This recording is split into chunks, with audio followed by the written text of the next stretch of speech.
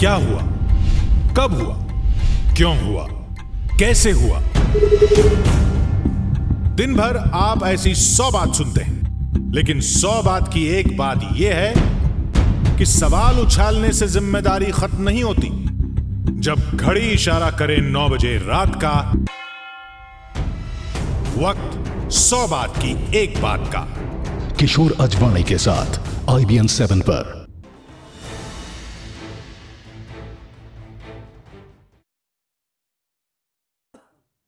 और अब बारी है आज का दंगल की। मुसलमानों को साथ जोड़ने के लिए केंद्र सरकार ने एक नई पहल की है।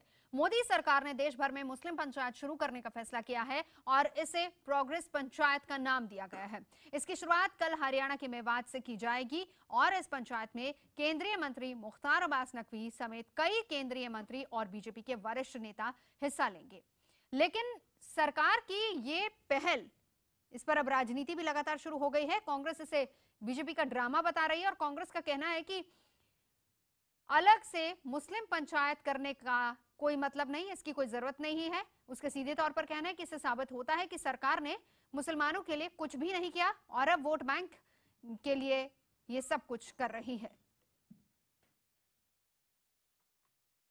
विकास और विश्वास, जो गरीब है, कमजोर तबका है, पिछड़ा तबका है, उस तक विकास और विश्वास का माहौल ग्राउंड पे दिखना चाहिए। जो हमने विकास की, चाहे वो शिक्षा के क्षेत्र में, चाहे स्वास्थ्य के क्षेत्र में, चाहे रोजगार के क्षेत्र में, जो विकास के हमने काम किए हैं, वो लोगों तक उससे संपर्क और संवाद के माध्यम से उसकी जानकारी। सबका साथ सबका विकास जो है वो नारा फेल हो गया है और वो सिर्फ जुमला था। आज अक़लियतों की अलग से बात करने के लिए भारतीय जनता पार्टी तैयार हुई है, तो ये हैरत की बात है और ज़रूर इसलिए है कि आप सरकार में हैं, आपको तो करना चाहिए। आपको पंचायत की क्या ज़रूरत है? कांग्रेस का सीधे तौर पर कहना है कि इस पर सियासत है और कुछ नहीं है। बहरहाल रविवार को प्रधानमंत्री मोदी ने केरल के कोझिकोड में मुसलमानों के बारे में बयान दिया था, जिसमें उन्होंने कहा था कि अब तक राजनीतिक दलों ने मुसलमानों को वोट बैंक की मंडी की तरह इस्तेमाल किया है, लेकिन उन्हें न पुरस्कृत करें, न इसकी जरूरत नहीं है और न ही तिरस्कृत करें, बल्कि उन्हें परिष्कृत करें ताकि की जरूरत है। प्रधानमंत्री मोदी ने कि इस बयान के बाद अब सरकार ने मुस्लिम पंचायत करने का फैसला किया है।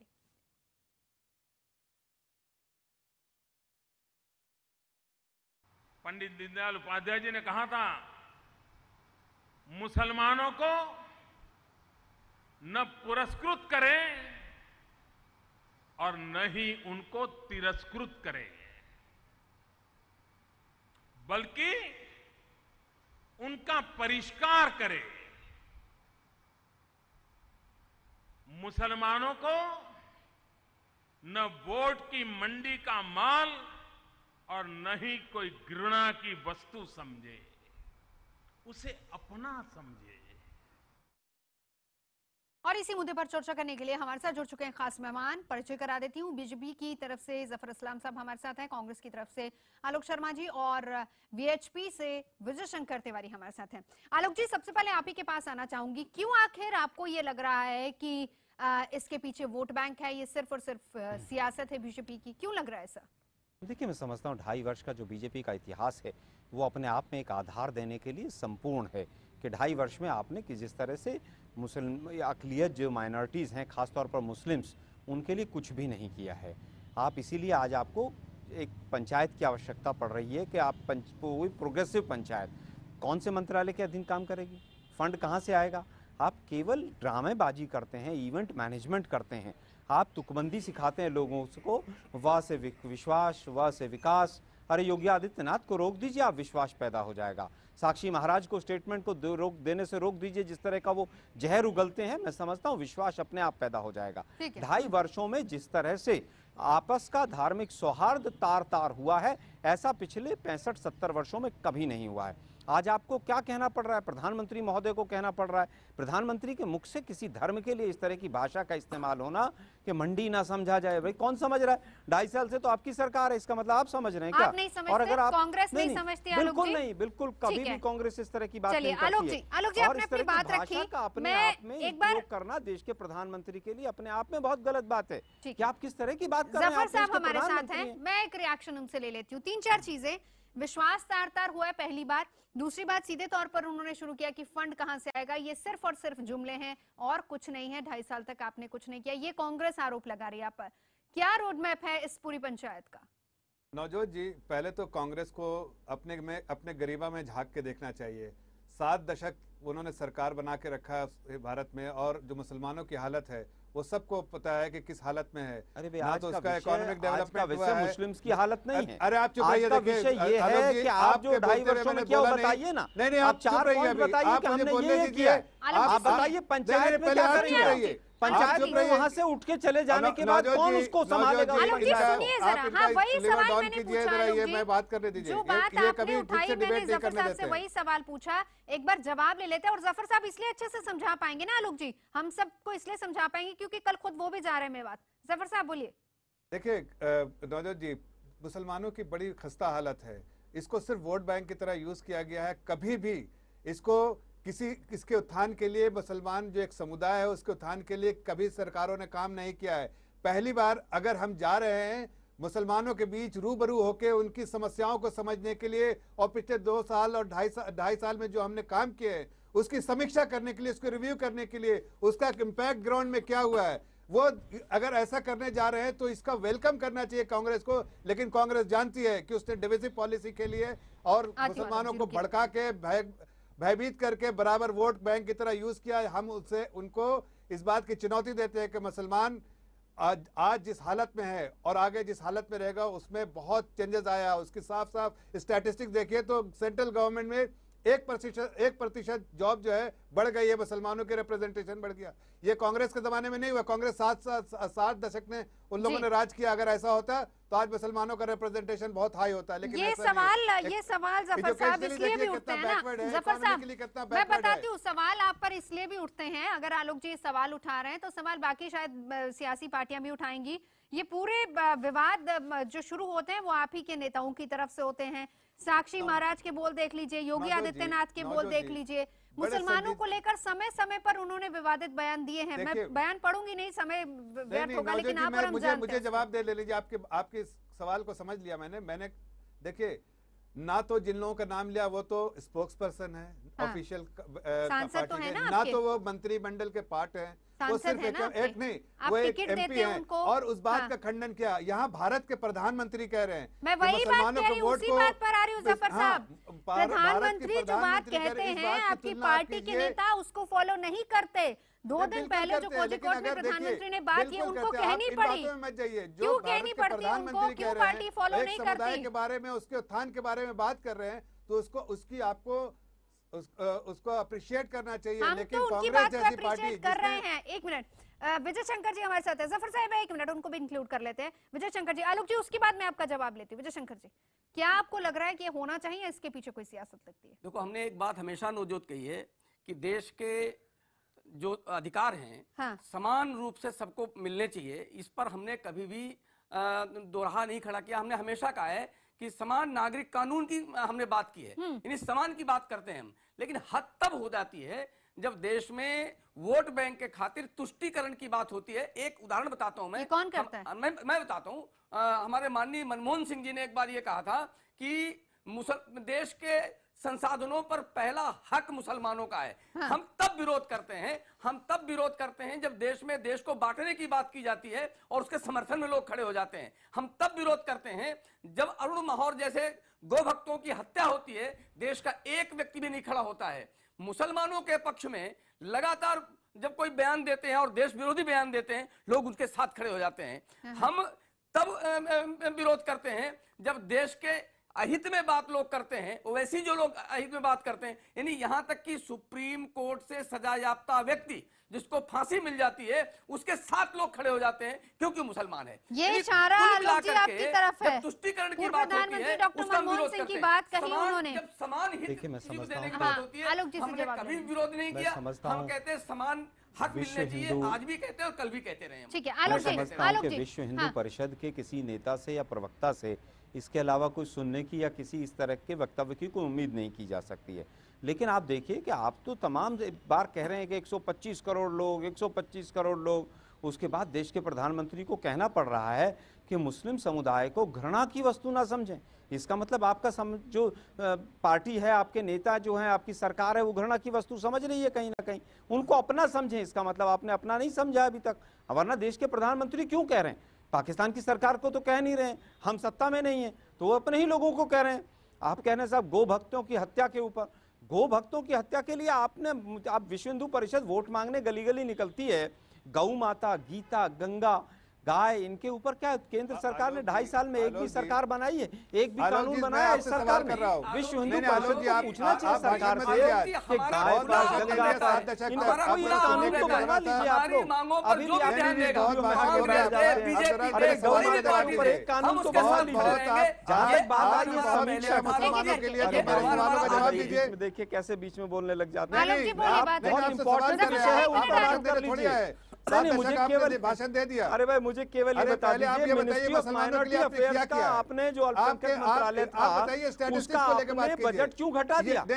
मुस्लिम बच्चों के आपने स्कॉलरशिप का पैसा क्यों घटा दिया? क्या मुसलमानों का रिप्रेजेंटेशन बढ़ा है? अक़लियतों का जो बच्चों का वजीफा था वो आपने क्यों घटा दिया? और मैं फिर एक बहुत बड़ी बात कहना चाहता हूँ, 80 दिन हो गए जम्मू कश्मीर के अंदर, आप तो बड़े 80 दिन हो गए हैं, 80 दिन कश्मीर के अंदर जिस तरह से कर्फ्यू लगा हुआ है, कहाँ चले गए भाई? आपको चाहिए और आपके नेता साहब जो कल मेवात जा रहे हैं वो जाके कश्मीर से इस पंचायत को शुरू करते हैं श्रीनगर से, तो मजा आता कि देखिए हमने श्रीनगर में जाके पंचायत की है। कांग्रेस नहीं करती आलोक जी। अगर मेवात आपकी सरकार है, तो क्या तब राजस्थान में आपकी सरकार है, मुझे बता दीजिए क्या फिर से ये बात नहीं कहते जो मैं कहता हूँ अगर कश्मीर में जाकर पंचायत करेंगे तो हम उसका स्वागत करेंगे। लेकिन मेवात के अंदर जहाँ दोनों सरकारें आपकी हैं, कुछ मेवात का हिस्सा राजस्थान में आता है, कुछ हरियाणा में, मेवात डेवलपमेंट बोर्ड का 2 साल से फंड रोक रखा है और ये साहब जाके वहां पंचायत करेंगे। अब हमने मेवात डेवलपमेंट अथॉरिटी बनाई थी, उसको डिफंक कर दिया इन लोगों ने। इन लोगों के हाथी के दांत दिखाने के कुछ और खाने के कुछ और होते हैं। ठीक है आलोक जी जवाब ले लेते हैं। जफर साहब बोलिए। हाँ बताइए। इससे पहले किसी और चैनल में मैं डिबेट कर रहा था, इनके ही एक प्रवक्ता थे कांग्रेस के, उन्होंने कहा भाई ये पूरी चर्चा जो हम मेवात से कर रहे हैं इसका कारण ये है कि हम लोग इलेक्शन में दिमाग में है यूपी का। अगर अरे भाई मेवात में आपकी पुलिस तो जो है हम अलीगढ़ से करते हैं या आगरा से करते हैं, हम मेवात से कर रहे हैं। इससे साफ साफ जाहिर होता है कि हमारी चिंता मुसलमानों की है, हमारी चिंता इलेक्शन की है और आपकी चिंता इलेक्शन है। आप बौखला क्यों गए? अगर ऐसा हम कर रहे हैं तो आप इसको वेलकम कीजिए। आप कीजिए जो करना है। वेलकम नहीं करना चाहते इसलिए आप समझते हैं मुसलमान ड्रामेबाजी को वेलकम करें क्या? जिस तरह से भी डरा के वोट देंगे आप चाहते हैं कि हम वेलकम करें, क्यों करें वेलकम?